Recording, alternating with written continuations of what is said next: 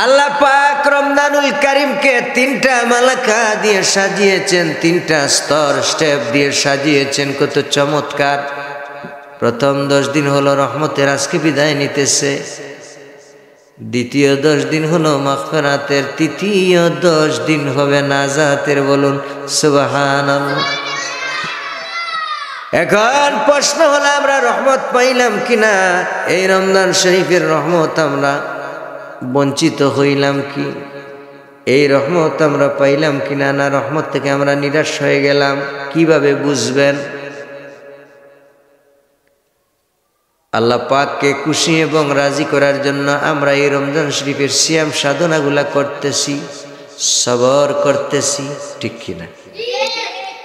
Plate ভরা খাবার, tubewell ভরা পানি, কলস ভর্তি পানি, গ্লাস ভর্তি পানি, খাবার সামনে আছে, কিন্তু আমরা খানা খাচ্ছি না, খানাতে ধরতেছি না, টাচ করি না। এর একটি মাত্র কারণ হলো আল্লাহ পাককে খুশি এবং রাজি করতে, আল্লাহ রাব্বুল আলামিনকে খুশি এবং রাজি করার জন্য তার ডোরে বয়ে আমরা ধরতেছি না, পান করি না, খাবার পেটের মধ্যে আমরা দিচ্ছি না, ঠিক কিনা? এই যে সবর করলেন, ধৈর্য ধারণ করলেন, খানা প্লেট ভর্তি পানি, গ্লাস ভর্তি পানি আছে, পেয়ালা ভর্তি শরবত আছে, সব কিছু ঠিক আছে, কিন্তু আপনি ধরলেন না, শুইলেন না, পান করলেন না, খাইলেন না, বক্ষণ করলেন না, পেটে দিলেন না। এই যে সবর করলেন, ধৈর্য ধারণ করলেন, কঠিন কিয়ামতের ময়দানে আল্লাহ রাব্বুল আলামিন তার কাউসার পান করি আপনার পিপাসা গোটা জীবনের জন্য বন্ধ করে দিবে। রহমতের 10 দিন আজকে বিদায় নিবে।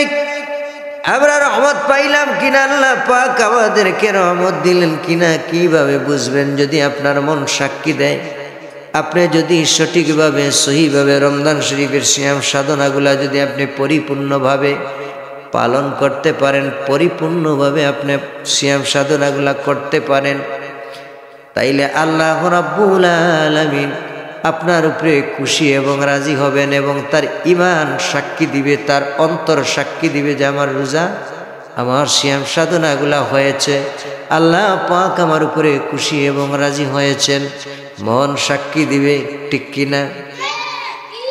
এর জন্য রমজানুল কারীমকে আল্লাহ পাক তিনটি মালাকা, তিনটা স্টেজ, তিনটা স্তর দিয়ে, তিনটা স্টেপে আল্লাহ পাক সাজিয়েছেন।